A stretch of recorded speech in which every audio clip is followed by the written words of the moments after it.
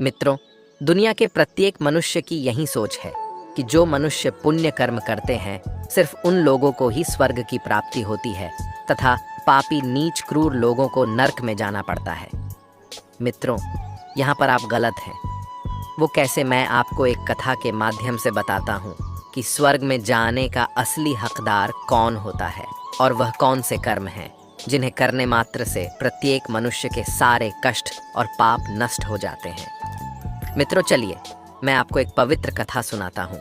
मित्रों, एक बार की बात है, धरती लोक पर 3 मनुष्य और 1 औरत मतलब 4 लोगों की मृत्यु एक ही साथ हो जाती है। उन सभी लोगों के अपने अपने विचार थे, साथ ही वह सभी लोग अलग अलग प्रदेश के भी थे, परंतु संयोगवश उन चारों का अंत एक ही समय पर हो गया था, जिसके कारण यमराज जी के दूत उन चारों को लेने के लिए ठीक उसी समय पर आते हैं। मरने वालों में से एक व्यक्ति तो मगध देश का राजा था, दूसरा व्यक्ति एक धनिक व्यापारी था, तीसरा व्यक्ति एक पूजा पाठ करने वाला पंडित था और चौथा एक गरीब औरत थी जो दिन भर मेहनत करके अपने परिवार का पालन पोषण करती थी। यमराज के दूत इन चारों के पास आए तो चारों की आत्माओं को लेकर यमराज के दूत मृत्यु के देवता धर्मराज की सभा में आकाश मार्ग से लेकर जा रहे थे। जब यमराज के दूत उन चारों आत्माओं को लेकर यमराज के सभा में पहुंचे तो वे चारों आपस में सोच रहे थे, हम चारों में से कौन स्वर्ग में जाएगा और कौन नरक में जाएगा। उस समय मृत्यु के देवता यमराज अपने आसन पर विराजमान नहीं हुए थे। तभी चारों ने आपस में बातचीत करते हुए तीनों मनुष्य कहने लगे कि मुझे तो स्वर्ग की प्राप्ति होगी, परंतु उन सब के साथ में वह जो औरत थी वह शांत खड़ी थी। सबसे पहले राजा कहने लगा, मुझे यमराज जी तो पक्का स्वर्ग में ही भेजेंगे, क्योंकि मैंने सभी की बहुत सहायता की है। मैं तो एक विश्वविख्यात राजा हूँ। मैंने अपने अनेक सत्कर्मों से धरती लोक पर अपना खूब नाम कमाया है, जिससे प्रत्येक मनुष्य मेरे राज्य में अत्यंत खुश था। चारों तरफ सभी लोग मेरे अच्छे कर्मों की चर्चा करते हैं। कभी भी कोई मेरे द्वार से खाली हाथ नहीं गया। मैंने सभी को भिक्षा दी है। मुझसे जितना हो सका मैंने उन्हें उससे बढ़कर दिया, वो इसलिए कि वह मुझे आशीर्वाद दे, जिससे मुझे पुण्य मिले और वह जीवन भर मेरा नाम कभी ना भूल पाए। हर तरफ मेरे नाम का ही गान हो। मेरे मगध राज्य में मेरे ही नाम का गान हो रहा है। वह राजा आगे बोला, मेरे द्वारा दिए गए दान से लाखों लोगों को खाने को अन्न मिला और रहने को आसरा मिला, इसलिए मेरे कर्म और लोगों द्वारा दिए गए आशीर्वाद को देखते हुए यमराज मुझे पक्का ही स्वर्ग में भेजेंगे। मित्रों, राजा की बात सुनकर जो वह धनी व्यापारी था वह कहने लगा, अरे भाई, मैंने तो पृथ्वी लोक पर रहकर खूब धन कमाया, फालतू का खर्च नहीं किया और उस धन से मैंने लाखों लोगों की सहायता की। मैंने अपनी कमाई का अपना 30वां हिस्सा सदैव दीन दुखियों की सहायता में लगाया है, जिसकी वजह से मुझे अवश्य ही पुण्य मिलेगा। प्रभु, यमराज मेरे शुभ कर्मों को देखते हुए मुझे स्वर्ग में अवश्य भेजेंगे। इस बात को मैं पहले से ही जानता हूँ। मित्रों, व्यापारी की बात सुनते ही वह पंडित बोल पड़ा और कहने लगा, अरे भाई, क्यों तुम सभी फिजूल की बातें कर रहे हो? स्वर्ग में जाना कोई आसान कार्य नहीं है। स्वर्ग में जाने के लिए दान के साथ साथ पूजा पाठ भी करना पड़ता है। इसलिए स्वर्ग में जाने का सबसे बड़ा हकदार तो मैं ही हूँ, क्योंकि मैंने भगवान का नित्य पूजा पाठ किया है। मेरा पूरा जीवन पूजा आराधना में ही बीता है। मेरे द्वारा किए गए शुभ कर्मों के कारण ही धर्मराज मुझे स्वर्ग में अवश्य भेजेंगे।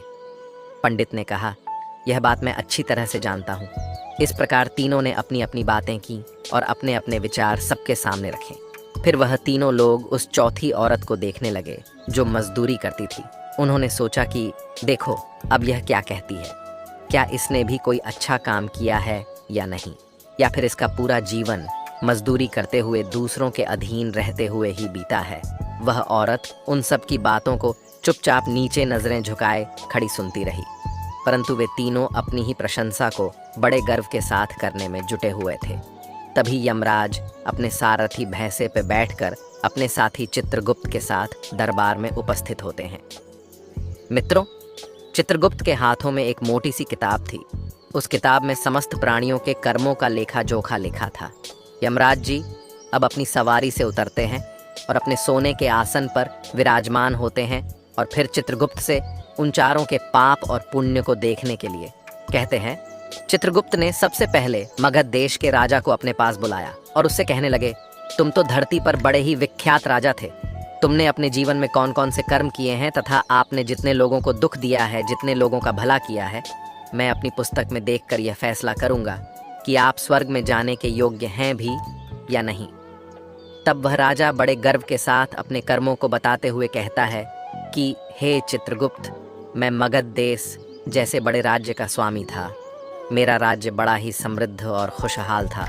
मेरे राज्य में मेरी वजह से ही दीनहीन गरीब दुखिया लोग बहुत ही कम थे।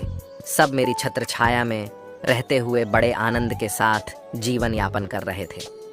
मैंने अपने राज्य के प्रत्येक नागरिक को किसी भी चीज़ की कभी कमी नहीं होने दी। मेरे यहाँ हर निर्धन को धन मिलता था, हर भूखे को भोजन मिलता था। लाखों का धन उन्हें रोज़ दान में दिया जाता था, जिसकी वजह से मेरी प्रजा मुझसे बहुत प्रसन्न थी। मैंने अपने जीवन में यही अच्छे कर्म किए हैं। राजा के इतना कहते ही चित्रगुप्त ने अपनी पुस्तक उठाई और उसमें देखने लगे। पुस्तक में देखकर चित्रगुप्त जी ने राजा को बताया कि तुम जो कह रहे हो वह सत्य है। तुमने अपनी प्रजा को बहुत सुख और दान दिया है, परंतु इसके साथ साथ तुमने एक बहुत बड़ा अपराध भी किया है। तुमने अपनी राज्य की सीमा को फैलाने के लिए जितने युद्ध लड़े हैं, उन युद्धों में हजारों लाखों की संख्या में सैनिकों ने अपनी जान गंवाई है, जिससे उन सब की मृत्यु का कारण तुम बने हो। उन मरे हुए मनुष्यों की पत्नियों की हाय तुमको लगी, उनके परिवारों के बच्चों को अनाथ करने वाले तुम हो, उनके स्त्रियों को विधवा बनाने वाले भी तुम हो, उनकी माँ की गोद सूना करने वाले भी तुम हो। चित्रगुप्त आगे कहते हैं, हे राजा जी, तुमने अपने ही सैनिकों के हजारों परिवारों को हमेशा दुख दिया है। युद्ध लड़कर राज्य बढ़ाने से अच्छा था कि तुम अपने पड़ोसी राज्यों से मित्रता करके उनके साथ व्यापार बढ़ाते, जिससे आपका राज्य तब भी बढ़ता, साथ ही साथ आपकी समृद्धि भी बढ़ती। तुमने अपनी प्रजा को सुखी और सैनिकों को दुख पहुंचाया है, इसलिए तुम स्वर्ग जाने के हकदार नहीं हो। जब चित्रगुप्त ने यह बात बताई तो इस बात को सुनकर राजा चुपचाप पीछे हो गया। उसके बाद चित्रगुप्त ने उस धनी व्यापारी को बुलाया और उनसे कहा कि आपने धरती पर कौन कौन से अच्छे कर्म किए हैं।